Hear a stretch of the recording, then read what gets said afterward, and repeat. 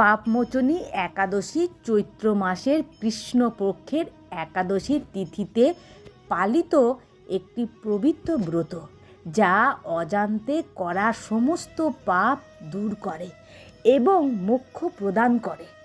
এটি ভগবান বিষ্ণু ও নারায়ণ লক্ষ্মীর আরাধনার একটি বিশেষ দিন, যা আত্মশুদ্ধি, মানসিক শান্তি ও ঐশ্বরিক আশীর্বাদ অর্জনে সহায়ক।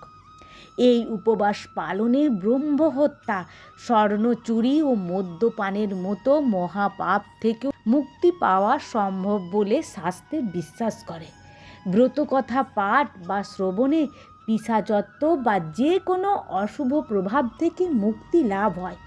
এটি 1000 গাভী দানের সমতুল্য পূর্ণ প্রদান করে এবং মানুষকে পাপের পথ থেকে ধর্মীয় পথে নিয়ে আসে। এই দিনে উপবাস, জপ, ধ্যান ও বিষ্ণু ও লক্ষ্মী দেবীর পুজো করলে আত্মশুদ্ধি হয় এবং জীবনে সুখ সমৃদ্ধি বৃদ্ধি পায়। এই দিনে খাদ্য দান এবং অসহায়দের সাহায্য করা খুবই পূর্ণ কর্ম বলে গণ্য করা হয়, যা অহংকার দূর করে এবং আত্মাকে পবিত্র করে।